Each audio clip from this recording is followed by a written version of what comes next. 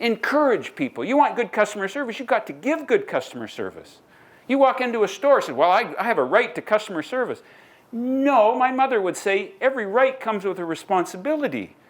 We don't have a right to customer service. You give what you want. Be careful what you give out in the world. It'll come back to you. You want better service, be of better service. So I got a little RCMP story. I work a lot with the RCMP and a lot with police agencies. And 12 years ago, I'm driving downtown Cochrane in Griffin Road, and the lights go on, and I pull over, and a young constable walks up beside my car. And I said, officer, I was very certain I was not speeding. I was really intentional about not speeding. He says, you weren't speeding, but see that stop sign back there? You just rolled through that stop sign. I said, well, you better give me a ticket. Now he comes back, young constable, probably in his early 20s. He says, now by the way, this is a potential transaction. He takes my registration, he takes my license, he gives me a ticket, I pay the ticket, we get on with our lives. And it's a check the box.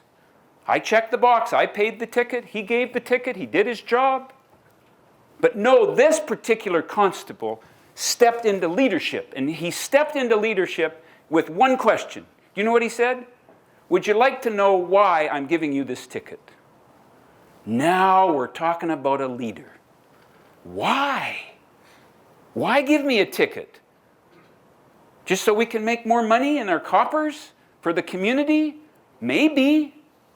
But maybe there's a bigger reason. And I said, well, sure, give me a reason. He got my attention. He was silent for 10 seconds. And I looked up at him. You folks from Cochrane would appreciate this story. I looked up at him. And he had tears in his eyes. Ever see a constable with tears in his eyes? And he kind of apologized for losing his composure. And he said, I just came from a 4-fatality accident where 4 dead children had to be removed from the back seat of a van because somebody went through a stop sign. And I would not want that to happen to you. Now, I'm going to tell you for the last dozen years, I won't lie and say I've never gone through a stop sign. But 9 times out of 10, I'll think of that officer. And he has no idea the impact that he has. Every time I tell a corporate audience that story, I have had letters, emails come to me about how that helped people be a safe driver. How long did it take for that transformation to happen? 30 seconds.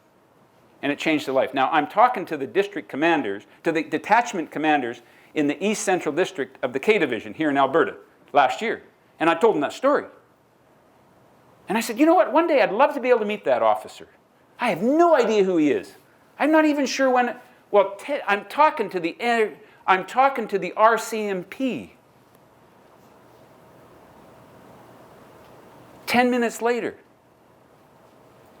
I get a note from one of the officers in the room that says the officer who wrote that ticket, it was written on April the 8th, 2008. It was written by a constable named Mark Seaman. He's still in Cochrane. You can contact him and let him know the difference he made in your life. And here's his email address. Transformation.